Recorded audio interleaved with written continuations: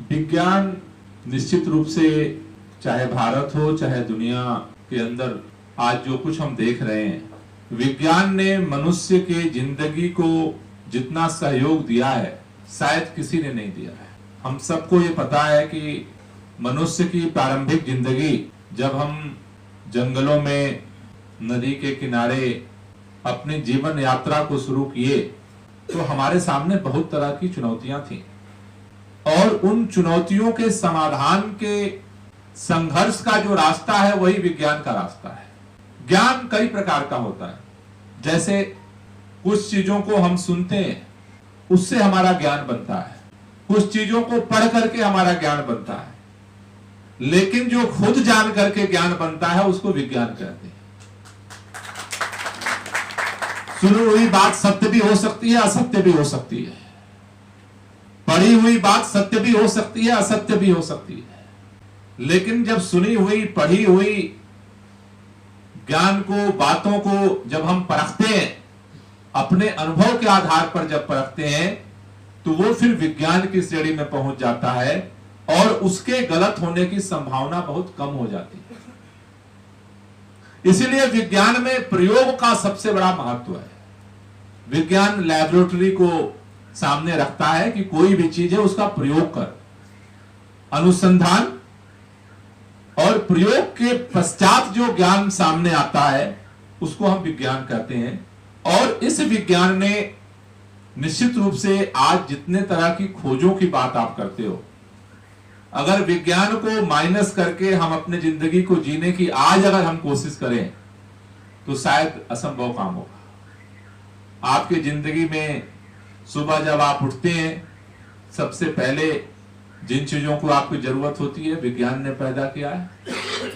आप जो खाते हैं विज्ञान ने पैदा किया है, आप जो पहनते हैं विज्ञान ने पैदा किया है, आज जो पूरा आवागमन का साधन है विज्ञान ने पैदा किया है। आज आप जितने तरह की आपकी जिंदगी में सुविधाएं दिख रही हैं, सहयोग दिख रहा है, वो विज्ञान का पैदा हुआ है।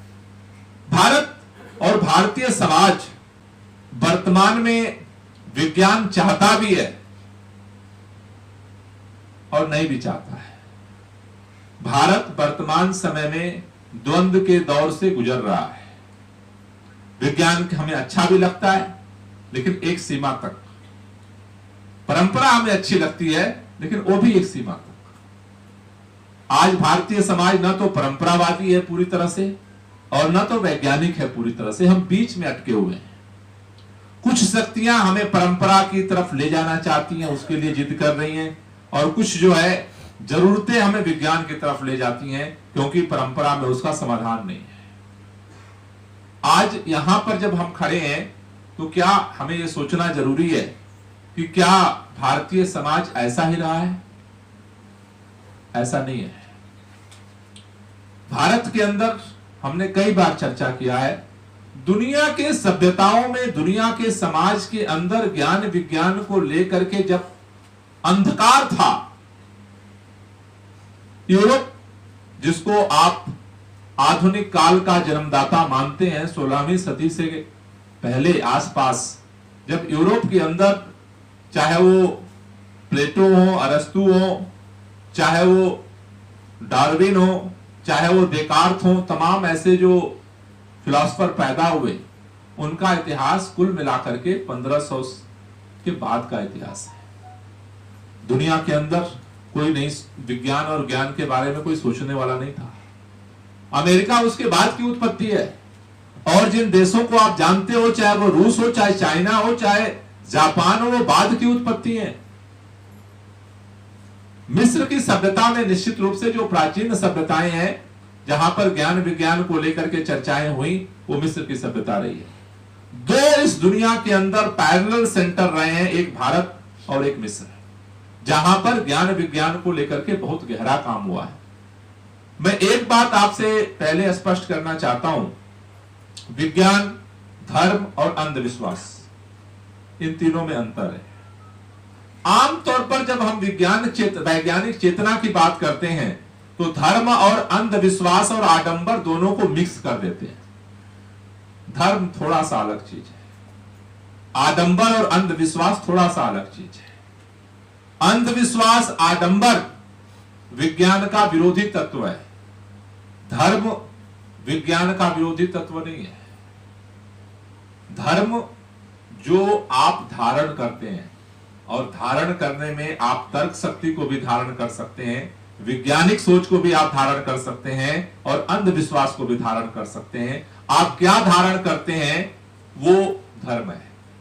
लेकिन आमतौर पर धर्म जो है वो धीरे धीरे धीरे धीरे धीरे धीरे धीरे धीरे धर्म अंधविश्वास और अज्ञानता का प्रतीक बन गया, क्योंकि वो उस पर हावी हो गया।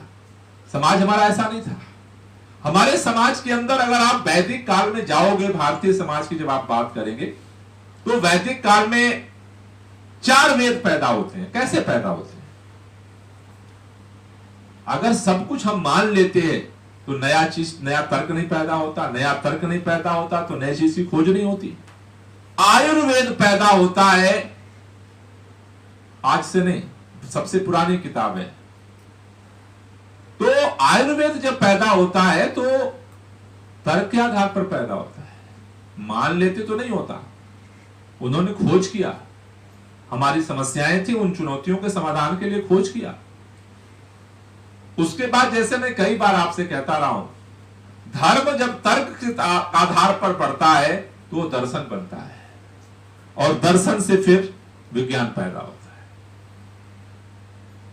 धर्म क्या कहता है? धर्म कुल मिलाकर के, जैसा मैंने कहा कि धारण करने की चीज है। और दूसरा धर्म के अंदर जो चीज है कि जो ये पूरी सृष्टि है, इसका रचनाकार कौन है, और उस रचनाकार के खोज में इस देश के अंदर बहुत काम हुए। इस देश के अंदर चार्वाक पैदा होता है। चार्वाक जो दार्शनिक है, जो कहता है कि ईश्वर नहीं है। इस देश के अंदर बौद्ध दर्शन पैदा होता है। महात्मा बुद्ध इसी धरती पर पैदा हुए थे, और जिन्होंने इस पूरे सारी सृष्टि को लेकर के, सारे संबंधों को लेकर के तर्क किया और नए सिद्धांत का प्रतिपादन किया। इसी धरती पर महावीर पैदा होते हैं, जो प्रतीत्य समुत्पाद का सिद्धांत देते हैं, कार्य कारण का सिद्धांत देते हैं महात्मा बुद्ध। इसी धरती पर सांख्य दर्शन पैदा होता है, जो प्रकृति आधारित संरचना के लिए सारा ज्ञान सामने रखता है। इसी धरती पर न्याय दर्शन पैदा होता है। इसी धरती पर वैशेषिक दर्शन पैदा होता है। इसी देशी धरती पर वेदांत दर्शन पैदा होता है। तो इतने तरह के जो दर्शन है, वो दर्शन किससे पैदा होते हैं? वो दर्शन पैदा होते हैं तर्क से पैदा होते हैं, नए रास्ते की तलाश में पैदा होते हैं। क्योंकि जब आप ये मान लेते हैं कि अंतिम सत्य है, उसके बाद तर्क खत्म हो जाता है, और तर्क जब खत्म हो जाता है तो दर्शन खत्म हो जाता है, और जब दर्शन खत्म हो जाता है तो विज्ञान के रास्ते सारे बंद हो जाते हैं, और उसके बाद फिर दुनिया का अंत वहीं पर हो जाता है। भारत आज जहां खड़ा है, भारत ऐसा नहीं था। भारत के अंदर ये हिम्मत थी, भारत के लोगों में ये हिम्मत थी कि वो सब तरह के तर्क करने की प्रक्रिया को हमारे समाज में स्वीकारता थी। आज धीरे धीरे, खास तौर से ब्रिटिश गुलामी के बाद, हमारे अंदर एक नए तरह का डर पैदा हुआ हमारे साइकोलॉजिकल फील्ड में, दिमाग में, और हमने तर्क करना बंद किया। और जब तर्क करना बंद किया तो हमने बहाना हम ढूंढते हैं ना, तो फिर धीरे धीरे धीरे धीरे हम आडंबर में चले गए। क्योंकि जब आप सामने से किसी चीज का समाधान नहीं कर पाते हो तो तीसरा रास्ता आप ढूंढते हो। जब तक आपकी दुकान अच्छी चल रही होती है, आपकी गाड़ी सही से चल रही होती है, आपको किसी की याद नहीं आती है। लेकिन जब आप अपने जिंदगी के संकट में जब ऐसे दरवाजे पर पहुंच जाते हो, कोई समाधान नहीं दिखता है, और आप समाधान जब नहीं कर पाते हो, वहां से आप अंधविश्वास की तरफ भागते हो। आप इलाज कराने जाते हो, एम्स में आदमी सबसे पहले, कोई बीमार पड़ता है एम्स लेके भागना चाहता है, लेकिन जब एम्स में मरीज लौट जाता है तो 4 लोग आते हैं, भैया सब कुछ तो करा लिए, एक बार उस गांव में भी चले जाओ, क्या बुरा लगता है। तो जब आप संघर्ष में जब सरेंडर हार जाते हो, रास्ता दरवाजे बंद हो जाते हैं, तो आदमी अंधविश्वास की तरफ बढ़ता है। मेरा कुल मिलाकर के कहना यह है कि भारतीय समाज में जिस ज्ञान विज्ञान की आप बात करते हो, ज्ञान विज्ञान भारत के अंदर पैदा हुआ जब दुनिया में नहीं था। कारण क्या था कि हम किसी भी चीज को जानने के लिए हद तक तर्क होती थी, अगर पुराने आप ग्रंथों को पढ़ोगे, एक पर तर्क नहीं, तर्क इतना हुआ है कि वो वितर्क तक चला गया, इतना तर्क पर तर्क हुआ है। लेकिन वो परंपरा खास तौर से अंग्रेजों के आने के बाद इस देश के अंदर धीरे धीरे खत्म हुई। हम अपने अपने धीरे धीरे खोल में चले गए, हमारा कॉन्फिडेंस लेवल नीचे गया, और वो आज भी वो जो गुलामी, जो साइकोलॉजिकल गुलामी है, वो हमारे मानस पर पड़ी हुई है। आज भी हमारा वो कॉन्फिडेंस लेवल अभी हमारे समाज का अभी सामने नहीं आया। इसलिए आज सबसे बड़ा एक आप देखो कि पूरा समाज दुनिया के अंदर, मिस्र में अगर विज्ञान की खोज हुई तो वो अंग्रेजी भाषा में नहीं हुई। भाषा से ज्ञान विज्ञान नहीं चलता। अगर चाइना ने विज्ञान की खोज की तो वो अंग्रेजी भाषा में नहीं की। भारत में जितने पुराने ज्ञान विज्ञान पैदा हुए वो अंग्रेजी भाषा में नहीं हुए। लेकिन आज भी एक अंधविश्वास क्या है कि अगर बच्चे को आगे बढ़ना है तो अंग्रेजी पढ़ाओ। तो हमारे दिमाग पर वो गुलामी की परतें इतनी गहरी हैं, और उसका परिणाम क्या है कि हम ना परंपरा को छोड़ पा रहे हैं और ना विज्ञान को अपना पा रहे हैं। क्योंकि परंपरा, हमें लगती है कि परंपरा से हमारी तरक्की नहीं हो सकती। ये बात सबको लगती है, गरीब से गरीब आदमी को लगती है, एक कट्टर से कट्टर आदमी को लगती है। आप धार्मिक कट्टरता के रूप में, चाहे वो इस्लाम को मानने वाले हों, चाहे हिंदू धर्म के मानने वाले हों, चाहे जैन, किसी भी धर्म के मानने वाले जो कट्टर लोग हैं, उनको भी लगता है कि हमारे बेटे को ना ऐसी पढ़ाई मिलनी चाहिए जिससे आगे बढ़ सके। उनको भी लगता है, लेकिन परंपरा को छोड़ने से भी डर लगता है। तो अभी जो हमारा पूरा मानव समाज के अंदर जो भारतीय समाज का आज मानस है, मुझे लगता है कि दुनिया में हम सीखें, लेकिन उससे ज्यादा जरूरी है भारतीय समाज की जो गौरवशाली वैज्ञानिक चेतना की परंपरा रही है, शास्त्रार्थ की परंपरा रही है, सच को सच कहने की परंपरा रही है, सुनने पढ़ने के साथ साथ जानने की जो परंपरा रही है, उस परंपरा को पुनर्जीवित और हिम्मत के साथ उस पर आगे बढ़ने की जरूरत है। भारतीय समाज की और भारतीय परंपरा का जो भी सकारात्मक पहलू है वो दबता जा रहा है, और परंपरा और संस्कृति के नाम पर पुरातन जो भी नेगेटिव चीजें हैं उसको हम अपनाने की कोशिश कर रहे हैं। हमें बुद्ध को अपनाने में डर लगता है, उसकी वैज्ञानिक चेतना को अपनाने में तो महाडर लगता है। बुद्ध का, उसकी प्रतिमा घर में रखना फिर भी फैशन है, लेकिन उसके सोच पर चलना उतना ज्यादा कठिन काम है। महावीर को अपनाने वाले भी भारत में बहुत है, लेकिन उसकी सोच की तरफ बढ़ना, उसकी फिलॉसफी पर नहीं जाना चाहते, उसकी सोच की तरफ नहीं बढ़ना चाहते। तो मेरा सोचना यह है कि दुनिया के अंदर आज जो ज्ञान विज्ञान आप देख रहे हैं उसको भी सीखने की जरूरत है, लेकिन मुझे लगता है कि भारत का आत्मबल और आत्मविश्वास तब जागृत होगा जब यहां के जनमानस को आप भारतीय समाज और भारतीय परंपरा की जो सकारात्मक ताकत है उसको हम पुनर्जीवित करेंगे। क्योंकि हमारे मानस में इतना एक दबाव है कि हम कोई भी बाहर की चीजों को स्वीकार करने में दिमाग में एक दिक्कत पैदा होती है, क्योंकि हमने गुलामी बर्दाश्त की है। तो बाहर की अच्छी चीज भी विदेशी लगती है, ये दिमाग में ये बात आकर के खड़ी होती है।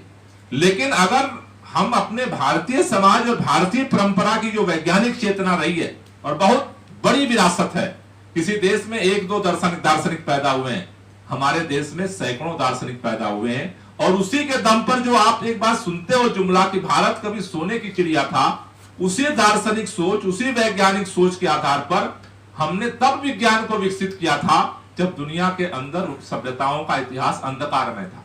लेकिन वो चीजें धीरे धीरे धीरे धीरे धीरे धीरे वो विलुप्त होती गई और दूसरी चीजें हावी हुई। और मैं ये मानता हूं कि जो गुलामी रही है अंग्रेजों की, उसने बहुत सारी चीजों को क्रैक किया। मुगल शासन के दौरान भी अगर आप देखोगे कि इस्लाम, आमतौर पर हम मानते हैं इस्लाम को मानने वाले लोग कट्टर होते हैं, वहां तर्क की गुंजाइश कम होती है। लेकिन इस देश के अंदर अकबर जैसा महान शासक पैदा हुआ, और अकबर ने, कभी आप पढ़ना, अकबर ने यह हिम्मत की थी दीन इलाही को नई एक परंपरा और सोच को विकसित करने, क्योंकि सत्ता तो उसने पूरे देश के अंदर स्थापित कर दी। उसके बाद उसको लगा था कि केवल सत्ता स्थापित करने से समाज में जो तरक्की होनी चाहिए वो नहीं हो सकती है। उसने सोच बदलने के लिए काम शुरू किया दीन इलाही के माध्यम से। वो बहुत दूर तक नहीं गया। आप अपने समाज में आप देखेंगे, आज के बड़े बड़े प्रख्यात वैज्ञानिकों को बिठा दीजिए, बड़े बड़े डॉक्टर साइंटिस्ट को बिठा दीजिए और एक तरफ कबीर के ग्रंथ को रख दीजिए। कबीर आज भी सबसे भारी पड़ते हैं और कबीर आज नहीं पैदा हुए, तब कबीर पैदा हुए और इसी भारत के अंदर पैदा हुए, उसी काशी के अंदर पैदा हुए, उसी काशी के अंदर रैदास पैदा होते हैं, इसी भारत के अंदर दादू पैदा होते हैं, इसी भारत के अंदर वो तमाम वैज्ञानिक चेतना का वो धार पैदा होती है जो हमारी परंपरा से आती है। कबीर ने इंग्लैंड और अमेरिका से नहीं सीखी थी वैज्ञानिक चेतना, कबीर ने इसी भारतीय परंपरा और इसी संस्कृति की विरासत को जिसको खत्म कर दिया गया था उसको पुनर्जीवित किया था। तो मेरा यह कहना है कि इस देश के अंदर भारत को अपनी विरासत के सकारात्मक पहलुओं को जागृत करने की जरूरत है। जहां तक आरएसएस की बात आती है, बार बार आती है, क्योंकि आज वो एक प्रभावशाली संगठन है, राष्ट्रीय स्वयंसेवक संघ, आरएसएस, सभ्यता, संस्कृति और राष्ट्रवाद, तीनों बिंदुओं को लेकर के जिस दिशा में काम कर रहा है वो नकारात्मक है। भारतीय समाज की हर उस वैज्ञानिक चेतना और महान शक्ति को जिससे कल भारत को महान बनना है उसको वो छोड़ना चाहता है, और हर उस अंधविश्वास और जो नकारात्मक ताकत है जो भारतीय समाज की उसको आज समाज पे थोपना चाहता है। उससे समाज हमारा आगे नहीं बढ़ सकता है। हमें भारतीय समाज, और जैसा मैं बार बार कहता हूं, हर एक इंसान के अंदर सकारात्मक ताकत भी होती है और नकारात्मक ताकत होती है। हर एक इंसान के अंदर सकारात्मक सोच होती है, नकारात्मक सोच होती है। वर्तमान में भी हमारे देश के पास सकारात्मक ताकत भी है, नकारात्मक ताकत भी है। नकारात्मक शक्तियों का वर्चस्व आज की तारीख में, इसका मतलब यह नहीं सकारात्मक शक्तियां खत्म हो गई हैं। सकारात्मक शक्तियां भी एग्जिस्ट कर रही हैं, अपने तरह से काम कर रही हैं, वो एफर्ट हो रहा होता रहेगा। वैसे ही इतिहास के पन्नों में भी हमारे पास रूढ़िवाद की बहुत लंबी विरासत है, अंधविश्वास की बहुत लंबी विरासत है, लेकिन उससे ज्यादा मजबूत अगर खास तौर से ईसा पूर्व अगर आप जाएंगे तो हमारे भारतीय समाज के अंदर सकारात्मक और वैज्ञानिक चेतना की भी बहुत लंबी विरासत है। और उस विरासत को मुझे लगता है कि पुनर्जीवित करने की जरूरत है।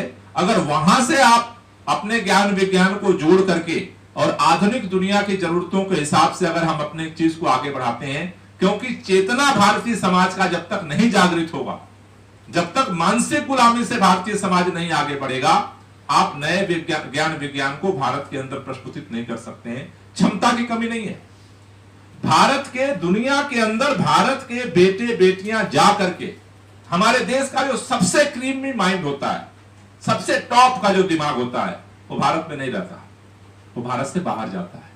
पैदा भारत में होता है और भारत से बाहर जाकर के आज दुनिया के जो तमाम ज्ञान विज्ञान के आप तरक्की का रास्ता देख रहे हो, उसके बैकग्राउंड में अगर आप तलाश करोगे तो भारतीय बेटे बेटी आपको मिल जाएंगे। तो भारत के मानस में कमजोरी रही है, मैं ऐसा नहीं मानता और आज भी नहीं है, लेकिन कल भारत के अंदर वैज्ञानिक चेतना, वैज्ञानिक सोच रखने वाले, विज्ञान को आगे बढ़ाने की हिम्मत रखने वालों के लिए इस भारत के अंदर सिर्फ और सिर्फ भारत के अंदर जगह थी। आज जो परिस्थितियां पैदा हुई हैं, सामाजिक भी, राजनीतिक भी और आर्थिक भी, इन परिस्थितियों में जो सबसे टॉप का दिमाग होता है उसके लिए भारत में जगह नहीं है, वो भारत छोड़ता है। हमें एक ऐसे माहौल को बनाने की जरूरत है, और जिसका मैं बार बार कहता हूं, इन सारी परिस्थितियों में राजनीतिक शक्ति सबसे बड़ा महत्वपूर्ण कारक है। अगर इस राजनीतिक क्रांति को भारत में अंजाम दिया जाए तो सामाजिक और आर्थिक परिस्थितियां बदलेंगी। एक ऐसा माहौल बनेगा कि भारत के बेटे बेटियां जो सबसे महत्वपूर्ण दिमाग रखते हैं, भारत के अंदर ज्ञान विज्ञान के नए रास्ते को खोल सकते हैं, नया भारत बना सकते हैं, अपने परंपरा को भी आगे बढ़ा सकते हैं और पूरे दुनिया के अंदर एक नए ज्ञान विज्ञान के रास्ते को आगे बढ़ा सकते हैं।